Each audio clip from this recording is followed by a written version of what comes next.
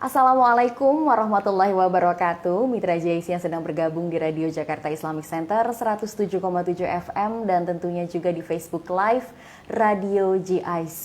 Gimana kabarnya hari ini? Mudah-mudahan tetap sehat selalu, tetap berbahagia selalu, tetap berpositif thinking selalu, dan tetap menjaga imun kita di saat pandemi COVID-19.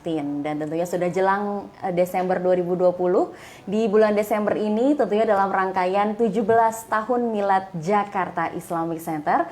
Hari ini kami mempersembahkan program spesial JIC Kids Corner bersama Mbak Kartini Said yang sudah hadir di studio Radio JIC.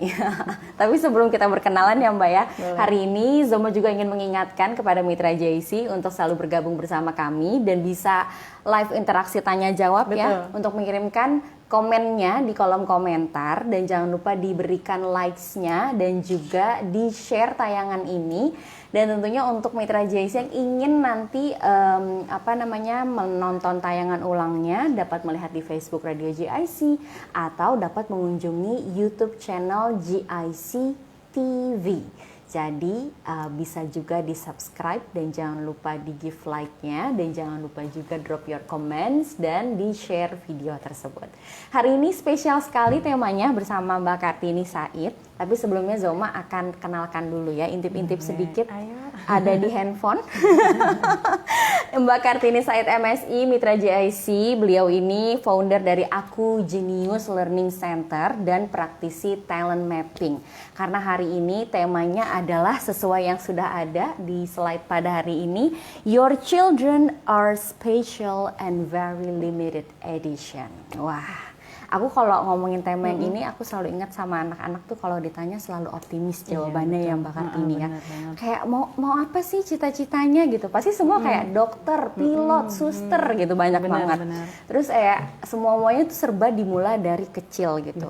Kita sebagai orang tua juga kayaknya waktu kecil anak ini dulu sukanya ini sehingga dewasanya menjadi ini. Nah, aku penasaran juga nih Mbak, talent mapping untuk anak-anak itu seperti apa? Boleh disapa dulu Mitra JIC? Halo semua Mitra JIC, ini kedua kali saya datang ke sini. Pertama kali itu berapa bulan yang lalu ya. Alhamdulillah kita ketemu lagi. Tapi kali ini kita bertemu sama Mbak Zoma ya. Nah, saya Kartini Said. Seperti yang tadi sudah disampaikan oleh Mbak Zoma. Jadi hari ini kita akan bincang-bincang tentang bagaimana mengetahui bakat anak sesuai fitrahnya. Jadi kebetulan di Aku Genius Learning Center ini sendiri adalah kami tuh sedang membuat sebuah gerakan orang tua sadar bakat. Yang mana memang fokus belajarnya juga sesuai fitrah ya Mbak. Mungkin founder Fitrah Based Education seperti yang Mbak Zoma mungkin atau yang lainnya pernah dengar dari Ustaz Haris Santosa itu Masya Allah. Dan pendiri talent mapping sendiri adalah Abah Rama Royani yang saat ini sih udah tersebar di berbagai provinsi yang ada di Indonesia gitu.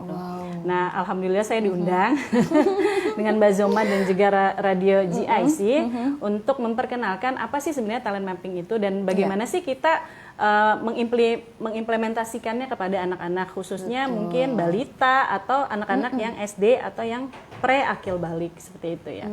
Sebenarnya kalau ngomongin tentang bakat sendiri, kalau kita secara sadar nggak sadar tuh bakat itu kita tuh udah ada bawaan dari lahir.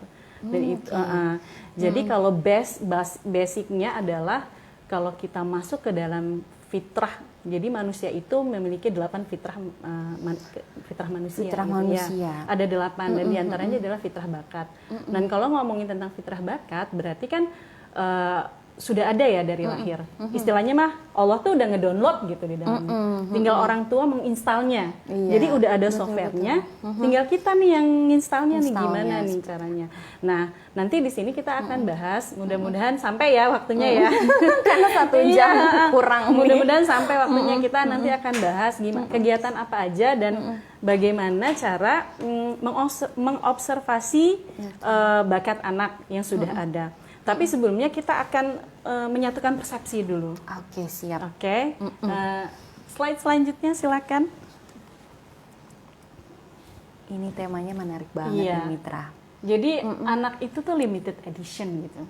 Betul. Limited edition apa sih Mbak Zoma, kan jago banget nih bahasa Inggrisnya. Limited edition itu pokoknya sangat-sangat pokoknya berbeda, sangat-sangat ya hanya satu-satunya gitu betul. ya. Karena bapak sama mamahnya aja beda gitu. Betul, betul banget. Jadi di sini tuh anak tuh punya bakatnya masing-masing, punya unik.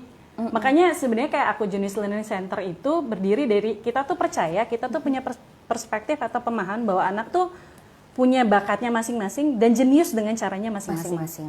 Okay. Gitu. Jadi setelah kita nonton ini, ya setelah kita gabung ini, mudah-mudahan nih orang tua tercerahkan. Jadi orang tua sudah lebih melihat sisi anak secara objektif. Secara objektif. Bukan subjektif lagi. Jadi jangan lagi melihat, oke, emang benar sih sistem pendidikan di Indonesia adalah melihatnya dari angka. Betul. Kita nggak bisa pungkiri itu loh. Tetapi alangkah baiknya sebagai orang tua juga melihat satu sisi bahwa misal anak nggak bisa bahasa Inggris, tapi bisa jadi dia jago di matematika. Atau anak nggak bisa nih matematika, tapi bisa jadi dia jago banget dengan visual artnya atau nggambarnya. Jadi anak tuh udah punya unik, makanya dibilangnya selalu memiliki fitur uniknya sendiri. Oke, betul. Jadi nggak lagi, nah apalagi para praktisi, saya tuh kadang suka miris dengan para, saya mudah-mudahan sih yang nonton sini udah paham dengan bakat anak ya, atau minimal dia tahu bahwa anak tuh punya kepintarannya masing-masing. Betul, setuju sekali. Jadi ada konfigurasi bakat yang dibawanya sejak lahir. Jadi memang anak itu jangan dibilang kertas kosong lagi. Oke, kan kita selalu menganggap bahwa anak tuh kertas kosong loh, kamu masukin apa aja gini. Tapi sebenarnya anak itu udah ada, tinggal tadi yang saya bilang bahwa bagaimana kita menginstal software bakat ini nih yang ada di dalam si anak nih. Iya, betul sekali. Iya nggak sih? Iya. Harus begitu. Jadi apalagi zaman sekarang tuh kayak kalau dibilang tuh industri 4.0 ya. Iya, betul. Wah, udah semuanya serba digital. Serba digital. Beda dengan angkatan generasi betul. orang tua kita ya, Mbak Kartini. Saya sih sebenarnya malu banget saya. Gitu ya. Jadi kalau dulu itu saya sama teman-teman nih, saya kan tinggal di Jakarta Utara nih.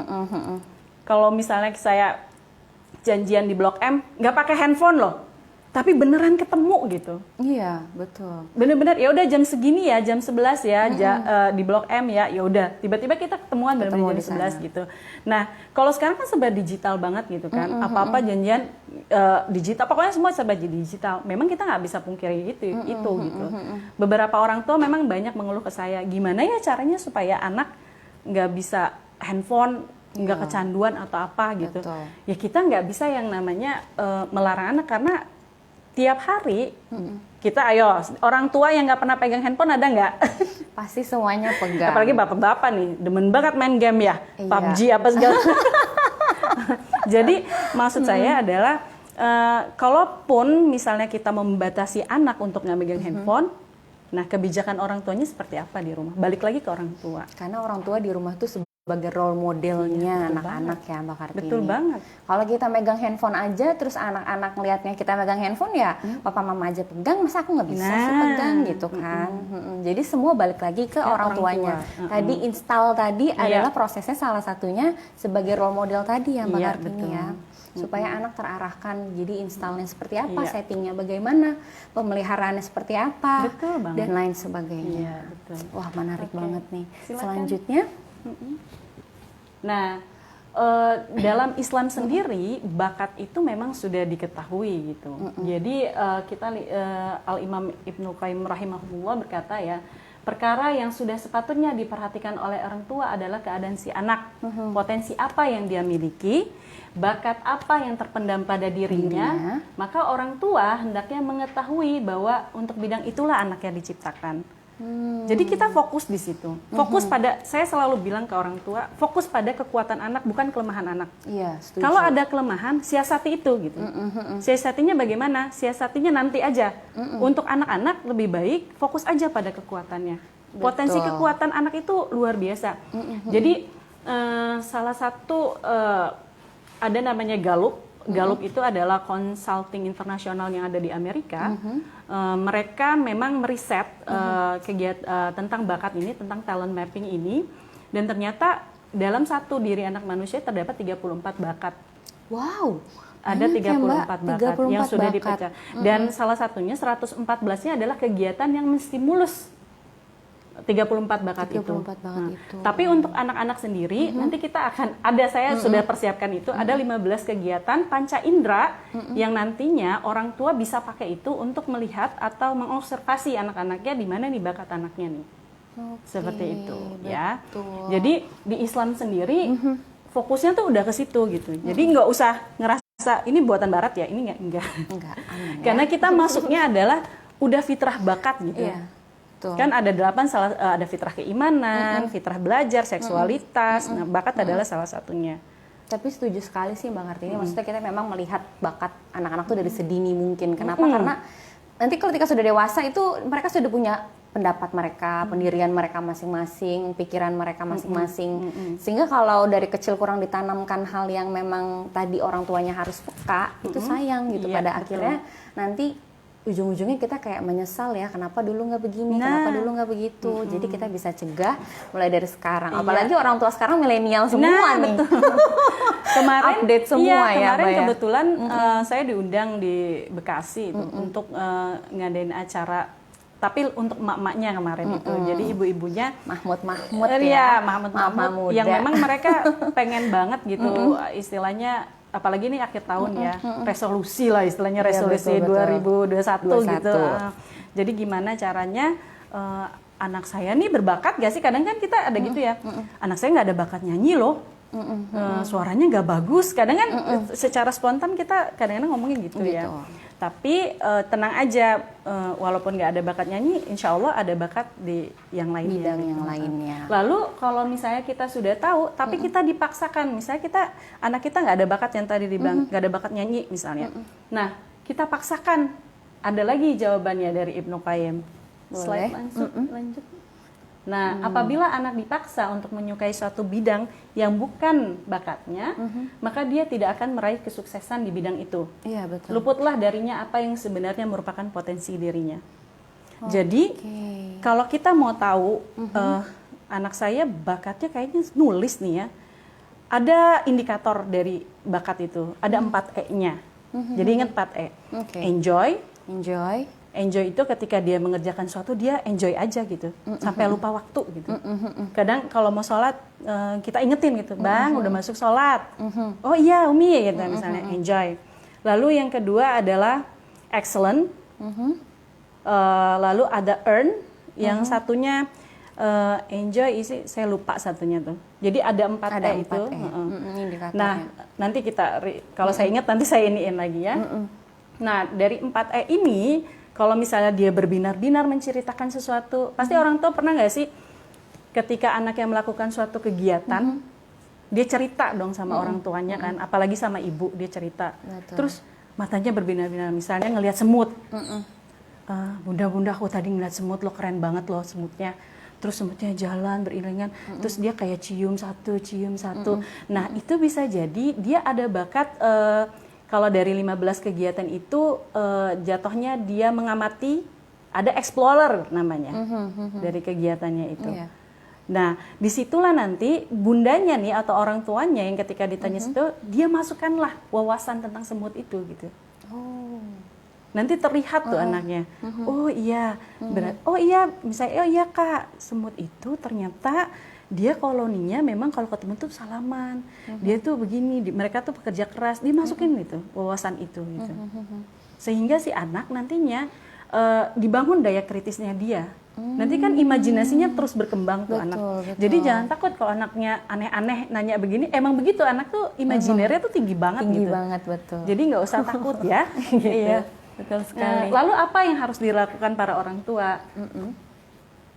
Nah, orang tua melihat kalau orang tua melihat anaknya bagus secara pemahamannya, bisa mengerti dengan baik dalam konteks misalnya suka menghafal Al-Quran, hafalannya bagus, cerdas, maka ini menunjukkan penerimaan dan kesiapannya. Dia mau untuk belajar. Itu. Jadi dia sudah siap, istilahnya udah berarti misalnya ada satu anak, ada ponakan saya memang, ini kakak saya memang penghafal Quran. Jadi anak yang pertama ngelihat mamanya tuh sering ngisi kajian-kajian tentang Quran. Tiba-tibanya ketika kelas 1 SMP, dimasukkan SMP IT, dia minta sendiri, Umi sepertinya aku nggak mau sekolah dulu, aku mau ngafal Quran. Nah, jadi ada kesiapan di situ. Iya. Nah, itu langsung nggak apa-apa. Tapi kalau misalnya anak dia kemudian memiliki kecenderungan untuk belajar perdagangan, jual beli, gitu kan, kayak marketing segala macam, teknologi, ya nggak ada masalah juga. Iya. Gitu. Karena memang dia sukanya di Itu, situ gitu. Jadi ingat ya, kalau orang-orang kan suka bilang follow your passion Nah. gitu. Tapi kita belum ketemu gitu kan, pas sudah dewasa. Passionnya apa ya? Padahal itu tuh sudah ada semenjak kecil ya. Kita bisa tahu dan bisa lihat passion Betul. anak-anak di mana. Oh, ternyata sebab akibatnya ada korelasinya ya, Mbak Kartini ya. Jadi Karena ketika kemarin pas saya tanya banyak ibu-ibu tuh, oke, jadi who am I, Bu? Siapa kita?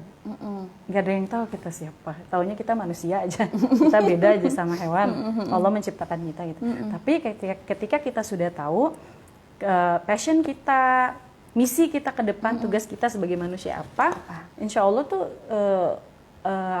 semuanya tuh mengikut.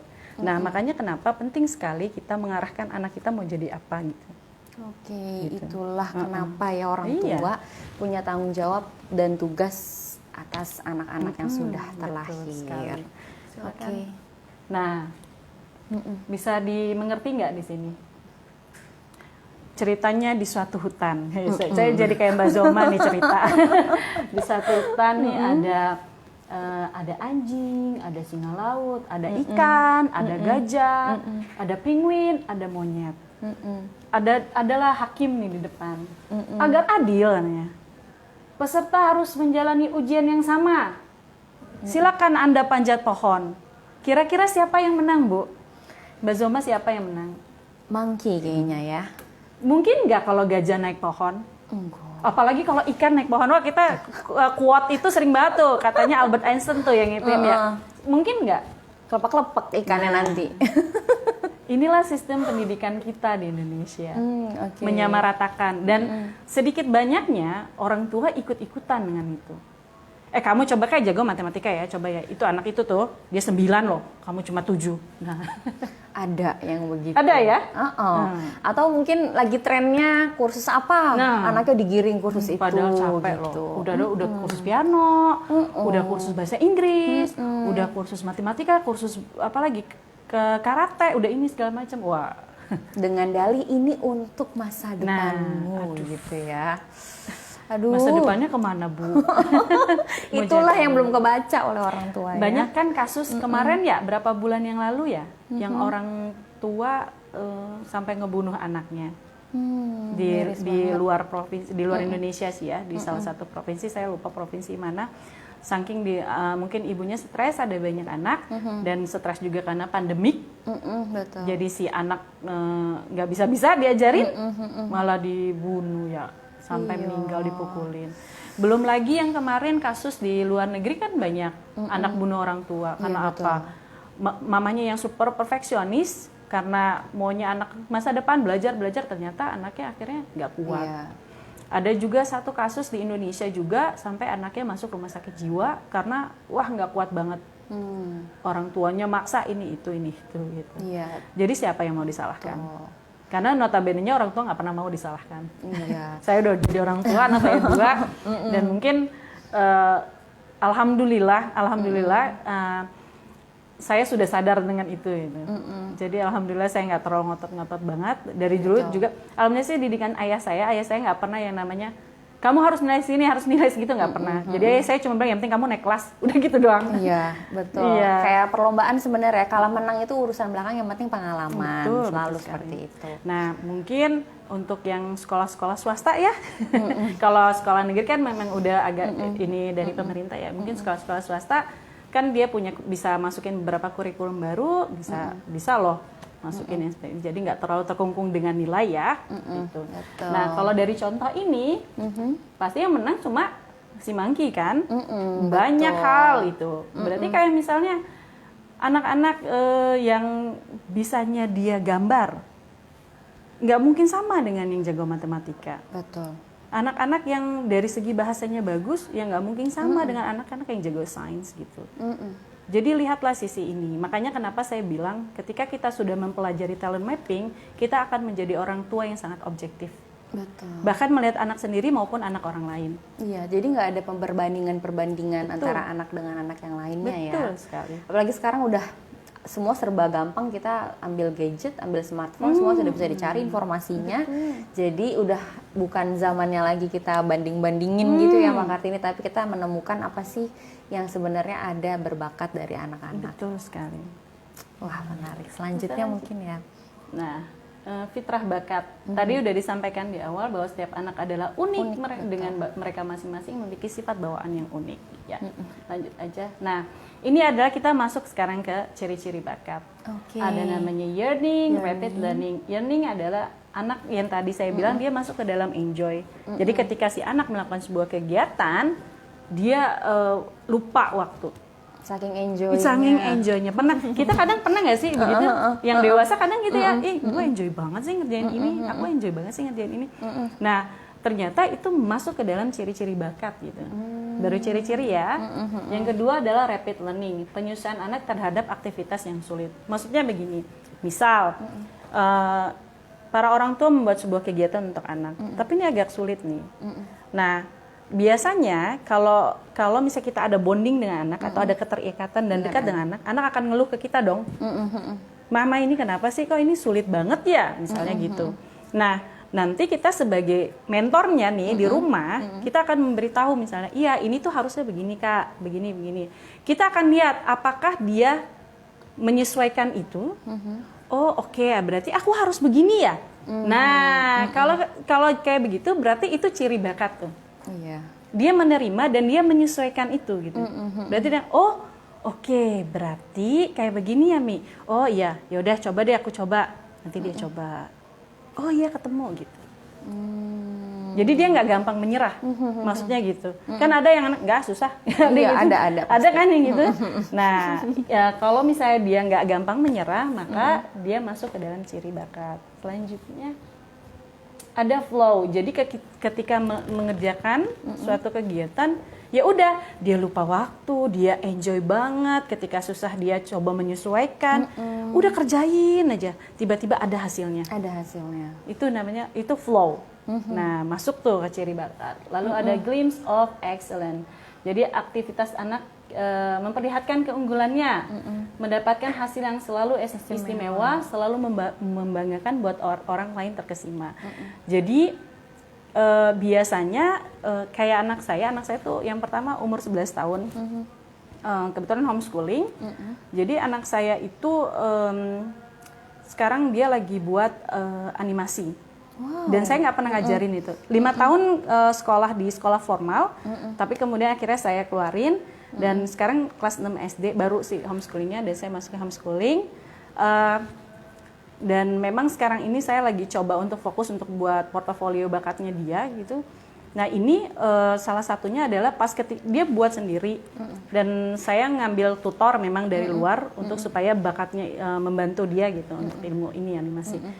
Dan enjoy banget. Kemudian tiba-tiba aja dia ngasih karyanya gitu, dan kita tuh terkesima gitu. Karena kalau dibilang dari glimpse of excellence ini adalah bagaimana, jadi menurut dia tuh itu mudah banget gitu, tapi menurut anak lain yang seumuran dengan dia itu mah susah kali, aku nggak bisa kayak begitu. Nah, jadi perhatikan di situ. Atau misalnya gini, contoh, anak-anaknya membuat sesuatu dari kardus, misalnya, bikin rumah kardus, dia buat tuh sendiri misalnya. Kalau kata kita, kok kamu bisa sih bikin ini? Nah, bisa jadi, iya. Aku bisa aja. Nah, bisa jadi itu bakatnya. Seperti itu. Lanjut. Ada kepuasan, maaf typo. Satisfaction ya. Jadi kepuasan ketika dia mungkin wah seneng banget. Jadi pengen lagi gitu. Betul. Lalu terakhir ada the universe support. Ini biasanya ketika kita sudah tahu bakat anak kita seperti apa, istilahnya alam tuh support gitu. Hal-hal positif datang gitu. Jadi seperti itu. Ini sih beberapa ciri bakat gitu Mbak Zoma. Jadi ingat ya, maksudnya emang semua balik lagi ke circle keluarganya. Iya, Jadi betul. semua supporting system yang utama adalah keluarga ya. Iya, betul. Which is itu adalah ayah dan ibunya. Ada juga mungkin ibu yang melihat anak gitu ya, dia senang sama bikin sesuatu, terus berantakan ruangannya, terus ibunya support aja gitu. Mau bikin apa udah jadi, oh gini ternyata hasilnya. Terus tiba-tiba mungkin ayahnya datang terus kayak, duh kamu kode berantakin rumah kayak gitu. Itu kan pasti jadi patah lagi Iya, ya Mbak Kartini. betul. Nah, itu sebenarnya sebagai nanti suami istri atau orang tuanya mengkomunikasikan agar kita sama-sama kerjasama untuk mendukung anak itu baiknya bagaimana nih Mbak Kartini? Iya, kemarin juga ada yang nanya, gimana sih supaya, karena kadang-kadang nih, maaf nih bapak-bapak ya, kemarin saya jadi pembicara di ibu-ibu, semuanya ngeluh bapak-bapaknya. Iya. Nah, bapak-bapak yang nonton coba ya. Jadi, gimana caranya supaya kita ngajak bapak nih? Kadang kan konsep dalam keluarga Indonesia itu bapak itu cari duit, emak itu pendidikan ya. Ternyata kalau kita ngomongin pendidikan akil balik, ini beda lagi temanya ya. Kalau ngomongin pendidikan akil balik, bapak itu berperan sebagai pendidik anak. Sedangkan ibu perannya adalah memberikan cinta dan kasih sayang. Jadi ada peran di situ. Nah, Semua sudah bagi tugas ya. langsung semua live udah ada kayaknya job. bapak-bapak yang nonton. Saya udah capek nyari duit gitu ya Pak, tapi jangan Pak. Karena kan anak kan bukan anaknya ibu aja, justru peran bapak itu ternyata di rumah Masya Allah. Betul, setuju sih. Banyak kan sekarang komunitas-komunitas yang ayo ayah kembali pulang gitu.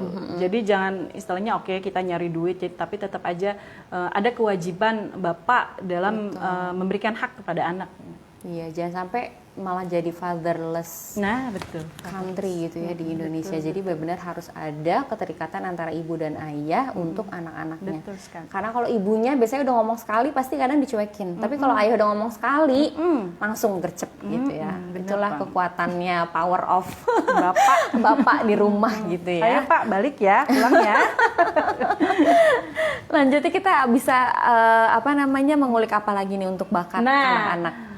Tadi kita udah ngomongin ciri bakat, sekarang bagaimana sih ragam aktivitasnya apa aja gitu? Ada 3, kita ngambilnya 3 kayak. Yang pertama adalah kayak wawasan. Nah, kayak wawasan ini biasanya ketika anak umur 0 sampai 7 tahun. Nah, dicatat ya. 0-7 tahun itu adalah ketika anak-anak memiliki imajinasi yang luar biasa. Masukkanlah itu wawasan-wawasan yang bermanfaat untuk anak. Cerita-cerita Nabi, cerita-cerita sahabiah kalau perempuan, sehingga anak-anak mengidolakan yang tepat, tokoh idola yang tepat gitu. Iya. Kebayang nggak sih sekarang luar biasa saya kalau ngeliat TV, K-pop itu kan Masya Allah wave-nya ya, gelombang K-pop tuh Masya Allah gitu. Kalau dibilang dari hubungan internasional, kebetulan ini saya HI gitu. Emang ini salah satu soft diplomasi Korea untuk memperkenalkan budayanya gitu. Tapi sayangnya kan budaya yang masuk kan agak-agak merusak, bukan agak lagi, merusak ya generasi sekarang gitu. Jadi kalau bisa 0 sampai 7 tahun itu masukkanlah cerita-cerita idola tokoh-tokoh pemuda Islam untuk anak-anak. Betul. Iya, Khalid bin Walid, jangan lupa cerita Rasulullah gitu. Dan juga ceritakan pengenalan Allah tuh tentang keindahannya. Kalau bisa, harusnya surga juga diceritakan, tapi jangan ceritakan neraka. Kamu dosa, kamu masuk neraka. Kamu ini, kamu masuk neraka. Karena nanti yang ada anaknya takut. Iya, gitu. betul. Jadi ceritakan dengan bahasa ibu. Iya. Kenali bahasa ibu, kenali keindahan, estetika segala macam itu di 0 sampai 7 tahun, sehingga anak kaya dengan wawasannya. Betul, karena umur-umur segitu kita nginget, di umur sekarang aja kadang suka nginget dulu waktu kecil gitu, karena itu terekam jelas di memori sampai anak itu dewasa. Betul ya, sekali. Ya. Seperti itu. Selanjutnya nanti setelah umur 7 sampai 14 tahun kaya sama kegiatan. Oh iya benar. Setelah wawasan sudah masuk nih, kita lihat misalnya kita kalau jalan-jalan ke puncak nih di alam, lihat dekat tuh gunung, Allah ciptakan gunung untuk apa? Indah ya, Masya Allah, Allah tuh seneng banget sama keindahan gitu. Terus kita pergi ke The Ranch misalnya, kan di situ ada animal segala macam kan. kasih makan. Nah, sapi itu kenapa kita perah sapi susu, kenapa kita harus minum susu. Nah, itu adalah wawasan. Nanti ketika 7 sampai 14 tahun kegiatan dimasukin. Kegiatannya apa aja? Banyak. Beberapa akhir November saya bikin webinar untuk para edukator waktu itu, dan juga kegiatan anak masuk ke telemapping. Nah, ada satu peserta yang Masya Allah dia buat kegiatan tentang semut, padahal cuma tentang semut. Jadi kita nyuruh para peserta tuh, ayo coba kita buat nanti kegiatan apa yang mau kita lakukan dengan keluarga atau dengan para murid. Saya mau membuat semut, jadi kayak jejak petualang, tapi di rumah aja. Jadi nanti ngelihat semut difoto, semut ini itu difoto. Jadi ada semut difoto, semut di tempat misalnya tidur, di tempat dekat gula. Kenapa ya semut kok ada di sini? Jadi biarkan anak berpikir dengan kritis, gitu. Oke. Lalu setelah itu nanti sudah kaya wawasan, sudah kaya dengan kegiatan. 14 sampai 21 dia sudah siap, sayapnya sudah siap mereka. Betul. Jadi kaya dengan gagasan. Betul.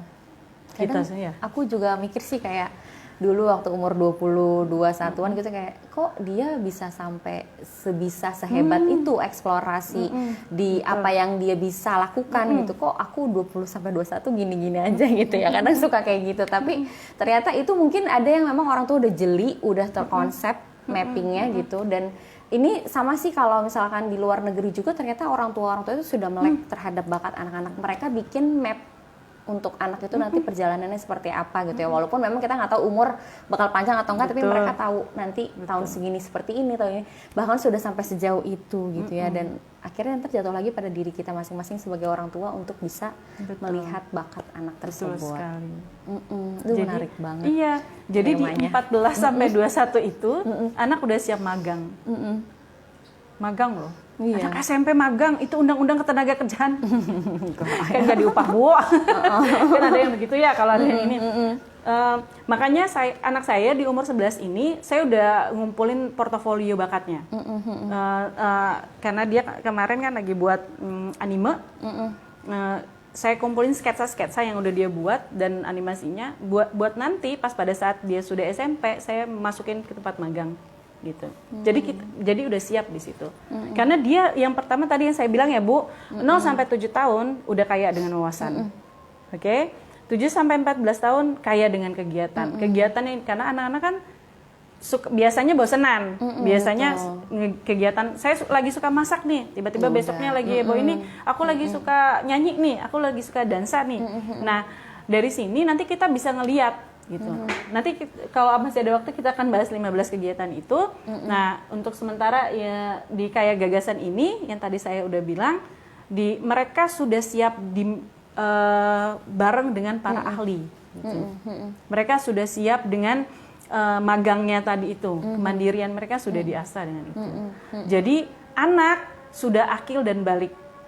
Balik secara jasmani, akil secara pikiran. Betul. Seperti itu. Duh, menarik banget Mitra G. Sebenarnya ini kalau dibahas pasti bakalan habis waktu banyak banget. Dan tentunya karena ini bentrok ke azan zuhur ya, ini sudah memasuki waktu zuhur. Tadi kita sempat lihat juga bagaimana kita sebagai orang tua harus melihat apa sih yang ada pada diri anak, sukanya di mana, biasanya dia berkembangnya di mana gitu ya, minatnya di mana, dan itu bisa kita kembangkan sampai benar-benar anak itu nantinya sebenarnya itu jadi kayak bekal dan jejak orang tua gitu ya untuk anak-anaknya. Betul gitu sekali. ya. Jadi benar-benar yang nggak usah khawatir, karena kan banyak orang tua yang worries ya sama anak-anak yang udah dewasa kayak, mau beli ini nggak beli itu nggak beli, padahal anak-anaknya udah tahu gitu. Nah tapi kalau anaknya sudah dikonsep dari kecil, mungkin dari sejak dini gitu dia tahu batasan-batasan mana yang oke, yang enggak ya dia lakukan, dan pastinya ada bonding dan komunikasi yang terjalin kepada orang tuanya. Betul sekali. Kita adakan sesi lagi ya, Mbak Kartini. Boleh. Kayak pada penasaran. Betul, ini tuh masih kayak di ujung banget ya. Kita pengen tahu banget nih lanjutannya seperti apa, supaya benar-benar kita anak-anak itu benar-benar gak cuman yang kayak kita hidupnya cuma kita salah-salahin gara-gara nggak pengen ikut maunya kita gitu, tapi kita pengen juga lihat kayak tadi kan Mbak Kartini sudah kasih tahu ada 15 lebih dalam lagi kegiatan yang bisa kita lakukan untuk mengembangkan bakat. Sesinya nanti ya. Iya. karena waktu ya. Betul. Tapi mungkin satu ada pesan-pesan dari Mbak Kartini untuk para ayah bunda di ruang dengarnya. Iya. Untuk sesi ini saya hanya mau bilang bahwa balik lagi anak itu sudah Allah siapkan tuh dengan jenisnya masing-masing dan bakatnya masing-masing. Jadi percaya dengan anak, lalu kemudian fokus pada kekuatan anak, jangan kelemahannya, tidak dengan kelemahannya, dan please para orang tua objektif melihat anak. Karena itu anak kita sendiri, kita yang tahu anak kita sendiri, dan bagaimana mengolahnya kita juga yang tahu. Adapun sekolah, saya sudah malas sekolah hanya sebagai mitra bagi orang tua. Jadi bukan sebagai tempat pembelajaran, tapi sebagai mitra saja yang memberikan fasilitator untuk berkembang. Tapi baliknya adalah ke ayah bunda ya. Iya, balik lagi karena anak-anak ayah bunda ini unik dan spesial, jadi kita harus tahu bakat dan minatnya seperti apa untuk dapat dikembangkan nanti menuju dia dewasa. Betul, ya, sedari dini tugas kita. Dan tentunya untuk Mitra JIC, walaupun memang waktunya singkat sekali, tapi Mitra JIC bisa lihat tayangan ulang dari acara ini di Facebook Radio JIC atau langsung meluncur saja nanti ke YouTube GIC TV. Jangan lupa di subscribe, di like, dan juga di share videonya ya ke teman-teman yang lainnya. Nanti insya Allah kita akan adakan sesi kedua, pokoknya pantengin terus Radio JIC di Facebooknya untuk sosial media. Dan terima kasih banyak untuk Mitra JIC yang selalu setia bersama Radio Jakarta Islamic Center 107,7 FM. Karena sudah memasuki waktu zuhur, selamat menunaikan ibadah sholat zuhur. Dan saya Zoma Safita dan juga saya Kartini Said. Kami pamit undur diri di program JIC Kids Corner. Insya Allah kita bertemu kembali pekan depan mudah-mudahan. Amin. Amin. Dadah. Assalamualaikum warahmatullahi wabarakatuh.